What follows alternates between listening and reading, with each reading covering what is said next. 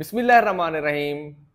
Dear students, एक बहुत ही खूबसूरत टीचर हैं अब्दुल हकीम साहब, रिटायर हो चुके हैं वो।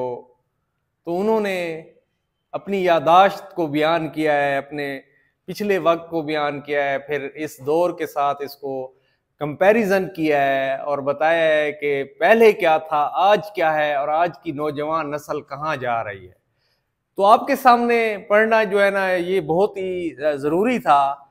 दौड़ पीछे की तरफ ए गर्दिश अयाम तू, मेरा दिल चाह रहा है कि नस्ल नौ को, अपने और अपने हम उम्र बच्चों को, अपने हम उम्र लोगों को बचपन से लड़कपन बल्कि उन फवान शबाब तक की दास्तान सुनाऊं।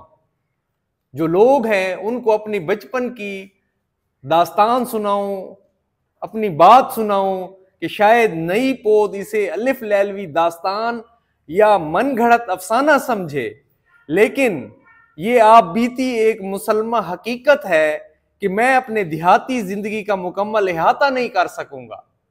अलबत्ता मजहब से लगाओ, अखलाकी तमदनी और सकाफती पहलुओं को उजागर करने की कोशिश करूंगा।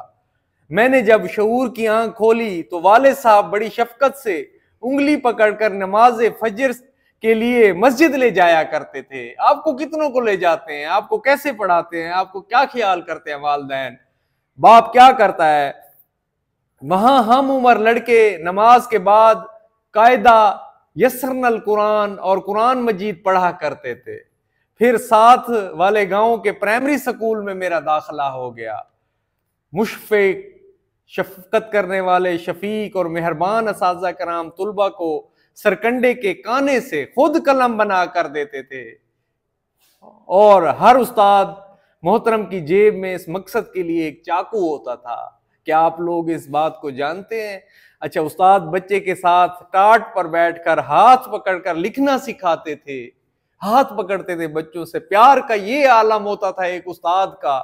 रोशनी फैज है मुअल्लिम का, इल्म पाबंद है किताबों में, बागबां उसको मैं समझता हूँ रंग भरता है जो गुलाबों में। ठीक है, यूनिफॉर्म का तसव्वुर नहीं होता था, आज आप यूनिफॉर्म पहन के आते हैं।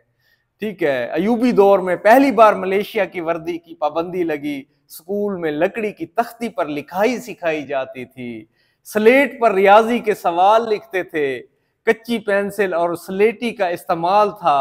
तफरीह के दौरान तख्तियां धोकर गाचनी लगाकर उसे सुखाकर, मिट्टी होती है एक, पेंसिल से लकीरें लगाकर पौने जिसे कहते हैं ना, ऐसे पहनते थे और इमला और खुशखती लिखने के लिए तैयार करते थे। छोटे बच्चों के लिए इतना इल्तजाम किया जाता था।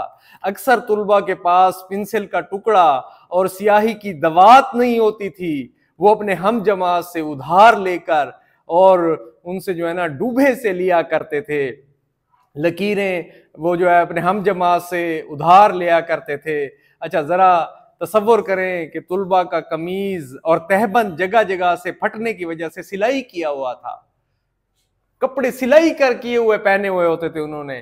पेंसिल और स्याही नहीं, मगर जहन में एहसास महरूमी या गुर्बत का एहसास नहीं होता था। इतनी गुर्बत थी कि वो जो है ना, पेंसिल कलम भी नहीं होते, स्याही दवात भी नहीं होते थे। ठीक है, फिर भी एहसास महरूमी नहीं होता था उन्हें, और उनके जहन में कोई बात ऐसी नहीं होती थी। कपड़े फटे हुए होते थे, इतनी सादगी थी। घरों में माचिस तक नहीं होती थी, पड़ोसियों से अंगारे मांगे जाते थे। लस्सी सालन एक दूसरे के घरों से मांगने का रिवाज आम था। कूंडी डंडा जिंदाबाद, दोपहर को मिर्च और प्याज रगड़ी और उसके साथ रोटी खा ली, इतनी सादगी। और हर मर्द जन औरत मर्द के पास बमुश्किल 2 जोड़े कपड़े के होते थे। हर तालिब इल्म को 5 गाना नमाज का पाबंद बनाने के लिए छोटी डायरी होती थी, और हर नमाज के बाद इमाम मस्जिद के दस्तखत कराना उसके ऊपर लाजमी होता था। और इंग्लिश की लिखाई के लिए जी की निब वाला होल्डर इस्तेमाल होता था। 8वीं जमात का जो है महकमाना इम्तिहान होता था, जिसके लिए असातिज़ा जान तोड़ कर तैयारी करवाते थे। ट्यूशन के लफ्ज से भी लोग ना आशना ना वाकिफ थे। मिडिल के इम्तिहान से 2 माह पहले हेडमास्टर साहब तमाम तुलबा को स्कूल में रिहाइश के लिए पाबंद करते और दिन रात खूब पढ़ाते। उस दौर की इम्तियाजी खसूसियात बयान करने से कासिर हूँ। बहरहाल इस कदर खुशगवार जमाना था कि छोटे से लेकर बड़े तक एहसास से गुर्बत, एहसास से महरूमी तक उनके अंदर नहीं होता था। असातिज़ा पिटाई भी करते थे, साथ साथ शफकत भी वालिदैन की तरह करते थे। मसाजिद आबाद थी, मोहल्ले में बहुत कलील लोग, बहुत कम लोग वे नमाजी थे। और इशा की नमाज के बाद किसी एक घर में अहले मोहल्ला इकट्ठे हो जाते थे। मर्द चारपाइयों पर अलग अलग बैठ जाते, औरतें फर्श पर चटाइयाँ बिठा के बैठ जाती, मजलिस लगाती, और हम उम्र लड़के लड़कियां अपने खेल कूद में लग जाते। बेशर्मी बेहयाई का तसव्वुर भी नहीं था। खेती बाड़ी बिलखसूस फसल की कटाई में सब मोहल्लेदार एक दूसरे से जो है ना ताउन करते थे। ये ताउन विंगार की सूरत में होता था, रुपए पैसे से नहीं होते थे। बार्टर सिस्टम था, कुछ दो कुछ लो वाला सिस्टम था।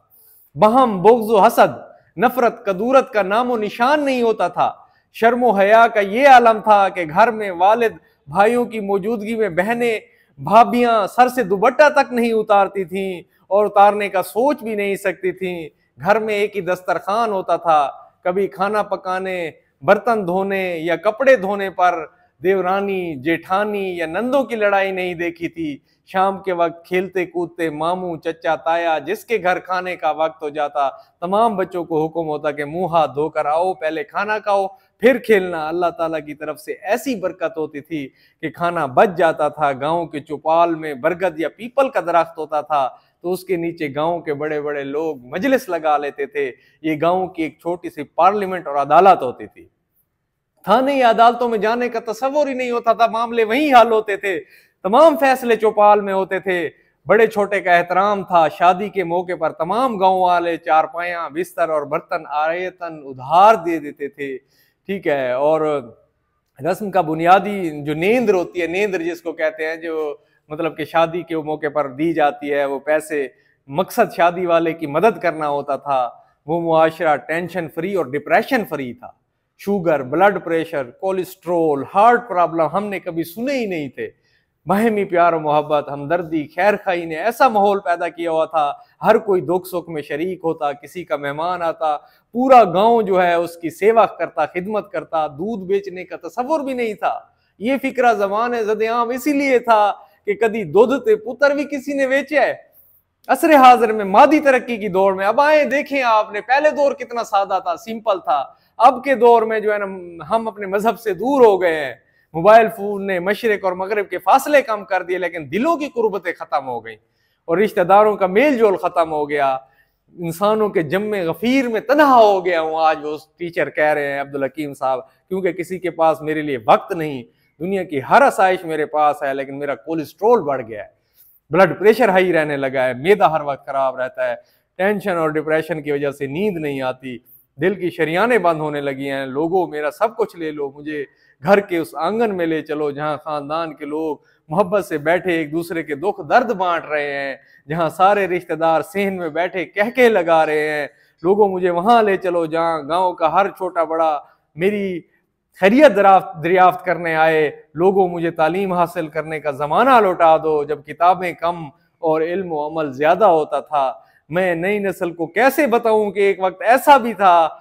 मुझसे ये सारी दौलत ले लो, मुझे वो खालिस मोहब्बत लौटा दो, खालिस तरीन मोहब्बत लौटा दो, खालिस तरीन मोहब्बत लौटा दो। हाँ दिखा दे ए तसव्वुर फिर वो सुबह शाम तू, दौड़ पीछे की तरफ ए गर्दिशे अयाम तू, दौड़ पीछे की तरफ है गर्दिशे अयाम तू।